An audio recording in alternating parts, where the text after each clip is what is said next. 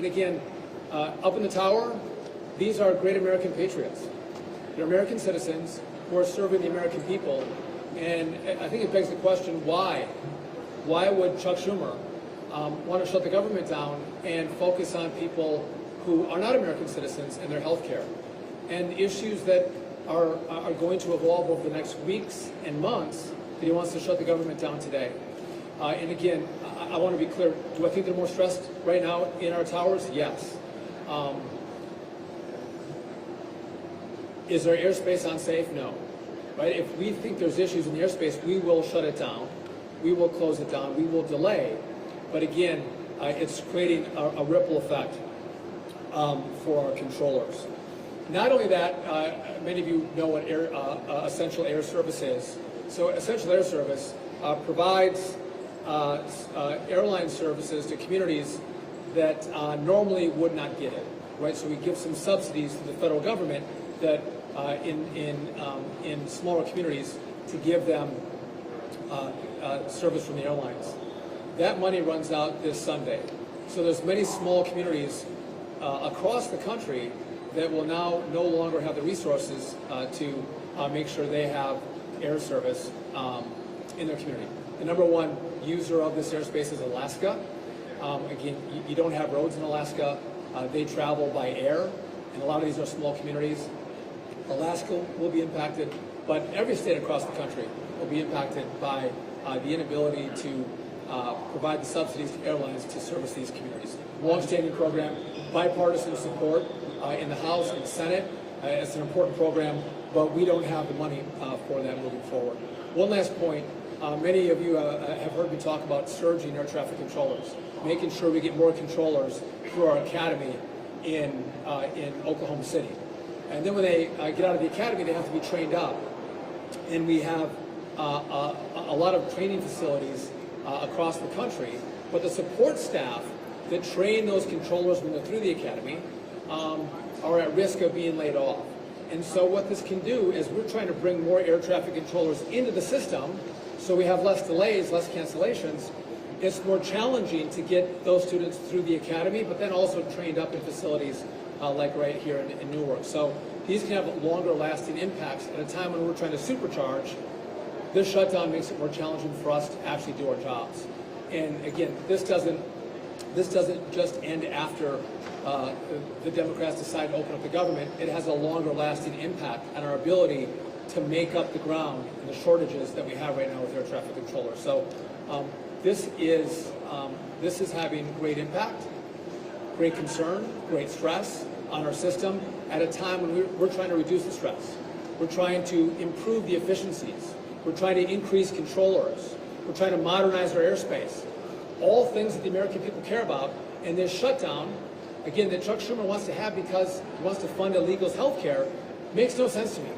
I think he cares more about, we should care more about what happens right here in the New York airspace and across the country as we want to make sure we have air travel safe and controllers focused, not on their mortgages, not on their next paycheck, not on food at the table, but actually on making sure you and your family are safe. And so with that, again, I'm delighted to have the president of the Air Traffic Controllers Union, NACA, Nick Daniels, here with me. He's going to say a few words, then we'll go to Frank McIntosh from the FAA to say a few words, and then we're happy to take any questions from all of you. Nick?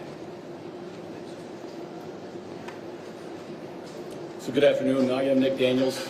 I am the proud president of NACA, the National Air Traffic Controllers Association. I want to start with saying that I'm going to leave the political discussions for the politicians during this shutdown.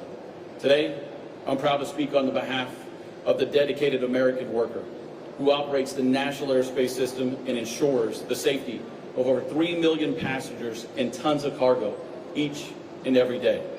I'm here to advocate for the end to the shutdown. We need to bring this shutdown to a close so that the Federal Aviation Administration and the committed aviation safety professionals can put this distraction and put this distraction behind us and completely focus on their vital work. This work does include fulfilling Secretary Duffy's goals of accelerating the hiring of air traffic control, as he just spoke about, and modernizing our air traffic control system. Both initiatives are long overdue, and require our immediate and our full attention. We do not have the luxury of time.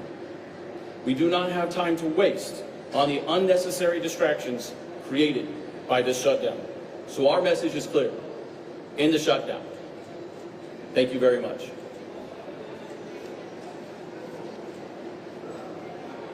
Good afternoon, everyone. My name is Frank McIntosh. I am the Air Traffic Organization Chief Operating Officer, and it is a privilege to be here. First and foremost, I'd like to thank Secretary Duffy and Nick Daniels for being here today. Once again, we went and saw an air traffic control facility staffed by men and women, air traffic controllers and technicians. Professionalism and safety is beyond reproach. And you see that amidst a very difficult time, a time of confusion where they show up, come to work, and keep people safe. What's on the line for us right now? We have a lot of momentum, thanks to Congress and $12.5 billion of a down payment of a modernization of an air traffic control system. We have a surge of air traffic controllers, per Secretary Duffy's plan, to get us healthy. I want to speak about Newark specifically. 24 controllers out of the 37 allocated, 9 in training. They are finally on the right path to get healthy, to provide critical services to this airport. I need those 9 individuals that are in training to just concentrate on becoming controllers and not add any other ambiguity to what they do day in and day out. You take that to 313 other air traffic controller facilities that are facing the same dilemma. Our controllers need the best. We're on the way of delivering that, but we also need to make sure that we come together and ensure that we remove that ambiguity and make sure that a government shutdown is not prolonged and we do not lose the momentum that we finally gained over the last 9 months, 10 months. We need to ensure that everybody understands what our controllers need and what they deserve. Our technicians are in the same boat. We're in the process of modernizing a very complicated air traffic control system. Any disruptions put us further and further behind. Is the air traffic control system safe? Yes. Secretary Duffy nailed it. It is very, very safe. But we have to be on the forefront of making sure that our air traffic controllers and technicians have the very best. When they have the very best, you have the very best. Let's please collectively get behind this, and let's make sure that this government shutdown is over in a hurry. Thank you very much. We go back to Secretary Duffy. Thank you. Again, we hope there's a time and a place for discussions with politicians. And again, this is a continuing resolution that maintains funding at its current levels. There's time to have disagreement, but there's real impact on the great work that we're trying to do. And by the way, this is bipartisan work. America cares about the work that we're trying to accomplish here. It's not, blue or red.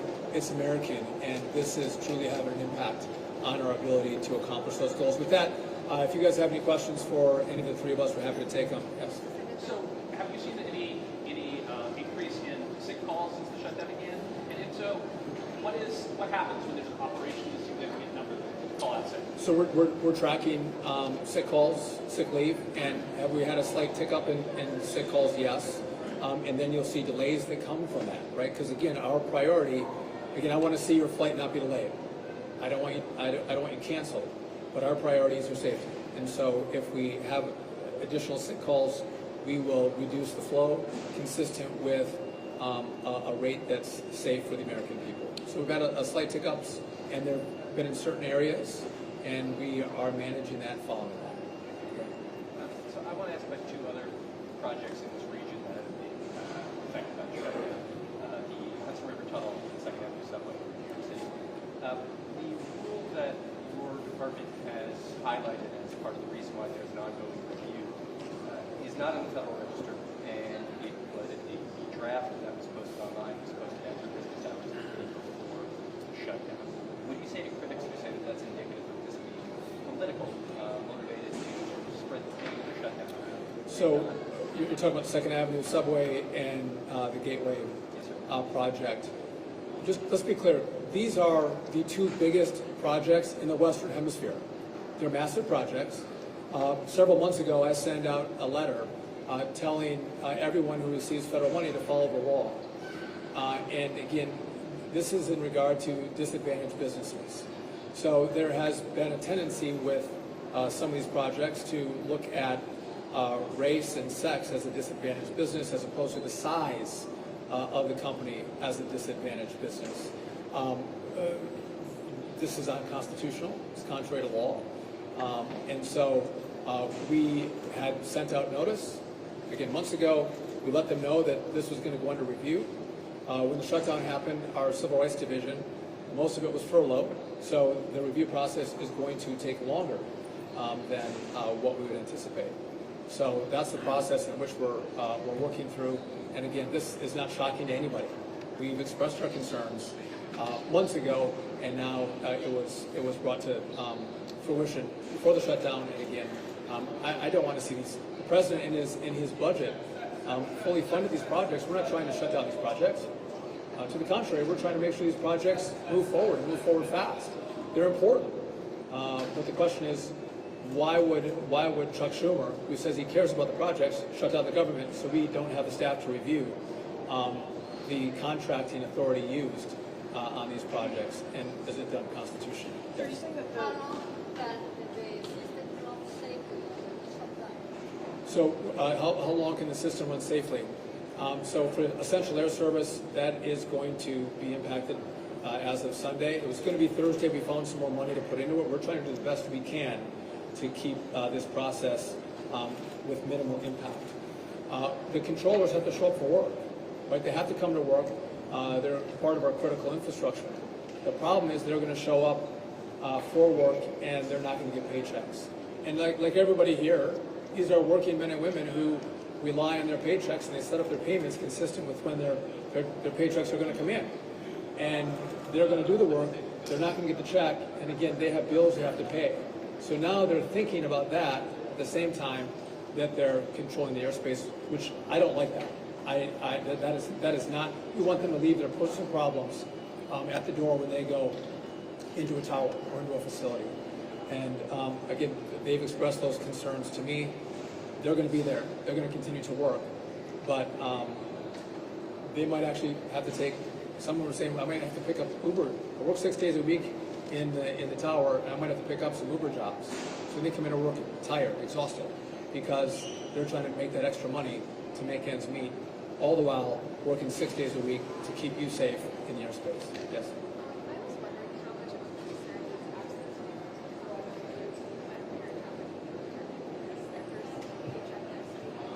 are you seeing any indication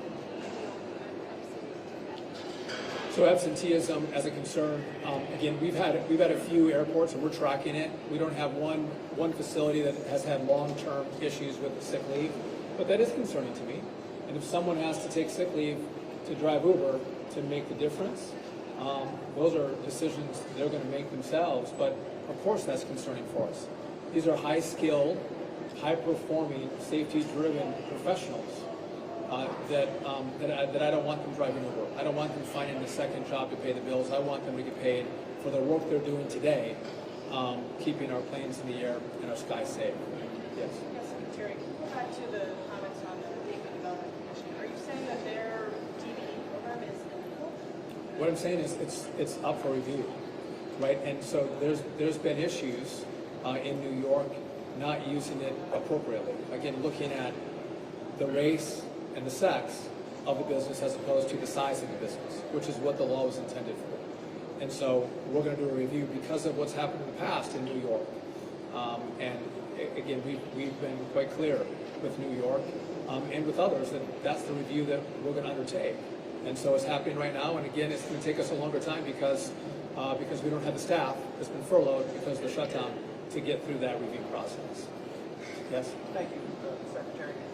With Republicans having control in both houses of Congress and the White House, can you just explain why you are saying that it's up to the Democrats to open up government, the term that you use? And have you seen the polling from the Washington Post that shows 47% of people say it's Trump and the Republicans who are responsible, but only 30% say it's the Democrats? And how is this possibly an attempt to change that narrative? So that's a great question. The question is, Republicans control the House. Republicans control the Senate. Republicans have the White House. I know you know better than you know my answer is. You know the answer to this. In the House, Republicans passed a bill to fund the government, continue the funding levels, the funding streams that were in existence at the end of September. The problem you have in the Senate is that you have a filibuster rule. It's a 60-vote threshold. So Republicans by themselves cannot pass what the House passed. They actually need Democrats to vote with them to fund the government. And if Democrats say no, again, there's over 50% of senators in the Senate who have voted to fund the government. And by the way, it's been bipartisan. Several Democrats have voted to open up the government and to continue the conversations and negotiations. But when a majority of Democrats in the Senate say no, you can't get to that 60-vote threshold. So when I tell you that Democrats have shut down the government, it's Democrats who have withheld votes to prevent us in the Senate from getting to 60 votes, and therefore the government shuts down. So it's a 60-vote threshold, not a 50-vote threshold in the Senate. And again, if Leader Schumer wants to do a one-off and say, for this vote, you don't need Democrats, we'll just go with a simple majority, that's great. It'll open back up. But he's using his leverage point of the filibuster rule to make sure the government stays shut down, because he can't get to 60 votes without Democrats. That's a problem. And what about the polling, Bill? I haven't seen the polling to which you refer, but I look at this and, Republicans, again, have tried to just continue funding at current levels. Republicans have tried that. Democrats have tried to say there's other things that we want in this bill. And again, it does beg the question, why are we so concerned about illegals' health care? Why is that an issue? Again, we should care about Americans. We should care about American citizens, Americans' air travel. That's who we were elected to represent. And so I think the Democrats are misguided in what their priorities are. And they should focus on the American people as opposed to those who've come to the country illegally. Yes. This is two-parter, if that's okay. First, you mentioned the modernization efforts and the $12.5 billion down payment. Have those efforts actually began and has the shutdown actually impeded those efforts or the funding? And the second part, are Republicans looking at any areas of compromise with Democrats to open the government up?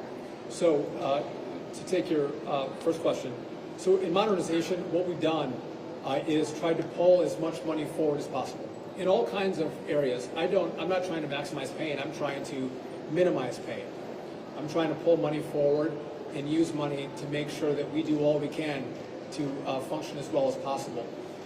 So we are continuing with the modernization effort. We're selecting an integrator, a project manager that's going to help us with this. I don't want it, no offense, Frank, but I don't want the FAA to manage this project by themselves. They're not project managers. So we're hopeful that that selection is going to be made by the end of this month.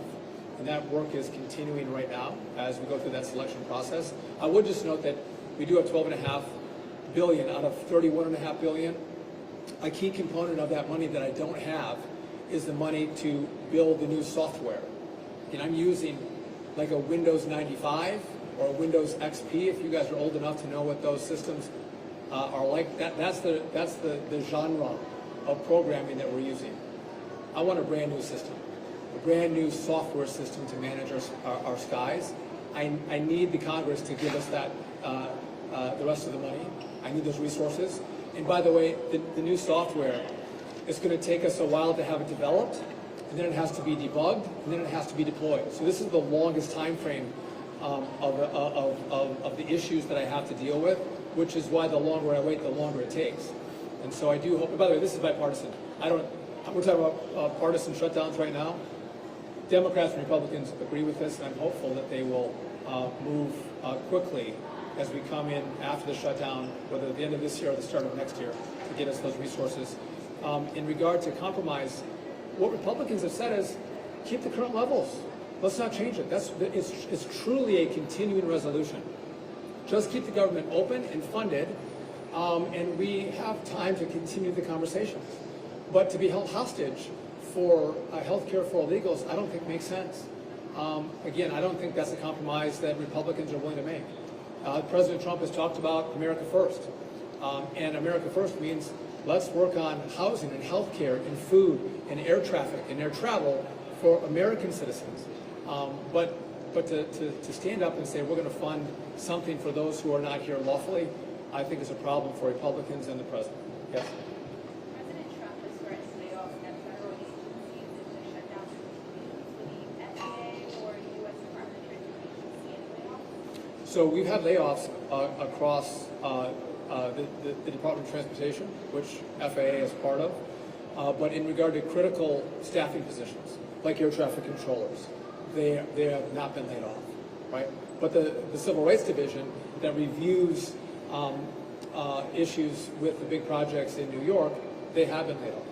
So again, if it's critical infrastructure, critical jobs that maintain safety, whether it's on our roads, our rail, our bridges, our airports, those folks come to work. But they come to work without a guarantee that they're going to get paid, which is why they're so concerned as they're in these towers, controlling this airspace, thinking about what's going to happen in their own homes.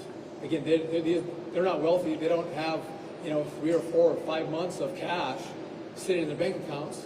Like many of us, they go from one paycheck to the next, and they rely on that to pay the bills. And as of right now, that paycheck's not going to come, and that concerns them. Last Yes. question, guys.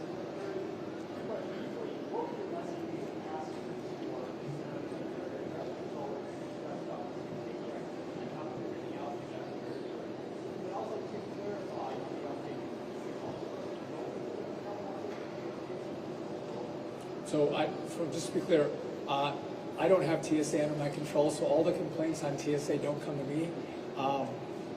But in regard to controllers, yeah, there's controllers that have called up sick, so we're tracking it, and I don't have a continual problem in one area, right? There's been, one facility one day, another facility another day.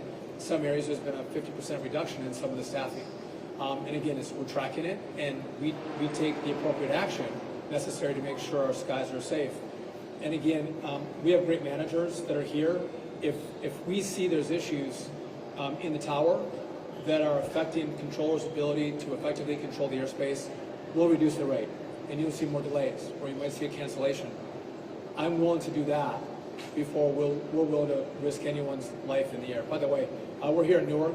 At the end of April, early May, we had 2 outages that were very concerning. You saw the rate get reduced dramatically. We worked with Verizon and our other partners, and we put in redundant fiber lines as opposed to the old copper, and that has been functioning very well. The last stats I have for several months, Newark was the most on-time airport in the whole system. So things are going better here, and we're moving at a way different speed than what they moved in past administrations. Again, trying to address the problems as quickly as possible. We saw an outage at DFW a couple weeks ago. We had redundant lines in DFW, but they had a single point of failure in that system, which means you don't have redundancy.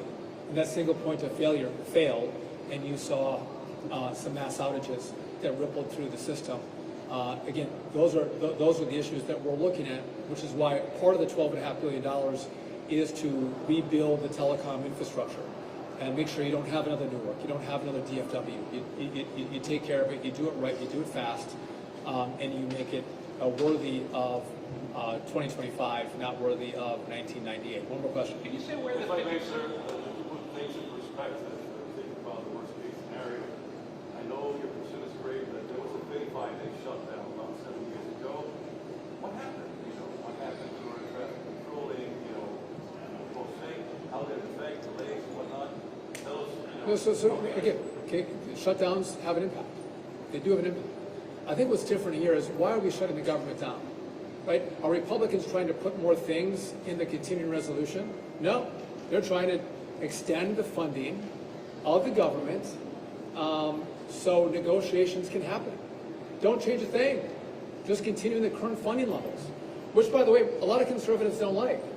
Right? They might want to make changes themselves, but they said no. Just continue current funding. It's the Democrats who are trying to put in these ideological ideas of funding people who came here illegally and fund their health care. And again, maybe older people don't care so much. You talk to younger people and talk about housing, affordability, health care. their ability to get a good job. The competition for housing, for healthcare, for jobs that happen when you bring illegals into the country is real for many Americans. And so, again, this administration, we're going to put the American people first, the American people's priorities first, ahead of those who come into the country unlawfully. And that's what President Trump and Republicans in the House and the Senate have said they're going to do. And it begs the question, why would Chuck Schumer want to change the funding stream for illegals and to get that be willing to shut down our government? It doesn't make any sense. Again, illegals don't vote for Chuck Schumer. They don't. But citizens of New York do, and there's real impacts in New York and in New Jersey where we're at right now. And so I don't know what the strategy is. Again, continue the current levels of funding. Have a conversation. But don't try to take the American people hostage with a shutdown and make sure that controllers don't have their paychecks because that makes you feel better because you're fighting for illegals. Well, no. These controllers say, well, fight for us. Fight for my paycheck. I work hard for you, Chuck. Maybe you should work hard for me. And again, take weeks, take a couple months and have the conversation with Republicans, but don't hold Americans hostage because you want to fund illegals' health care. That makes no sense.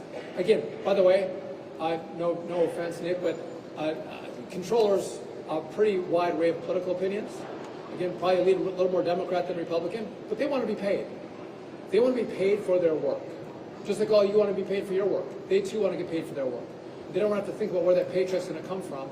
But Chuck Schumer said, I want you to think about whether you can pay your mortgage or pay your car payment or put food on your kid's table because I care more about illegals than I do about you. I think that's unacceptable. And again, I think it's my job to let you know what issues we're having because of the shutdown, what impact it could have on you, on your travel, on your projects. It's not cost-free. This does have an impact on the American people. And I think Chuck Schumer and Hakeem Jeffries should recognize that. And again, Republicans have both chambers, but Democrats have the votes that are necessary to open up the government. It's not a 50-vote majority in the Senate. It's a 60-vote majority in the Senate. And Democrats are using their votes to say, we want to keep this government shut down. And by the way, the vote to open up the government in the Senate was bipartisan. Democrats joined Republicans to say, yes, let's open this up. It was all Democrats that said, no, keep it closed. With that, we're going to keep you posted and updated as we deal with the continuing rollout and consequence of the shutdown. Like what happened today with controllers, we'll continue to keep you updated and apprised. But thank you for coming out today. We appreciate it. Can you say which facility had 50%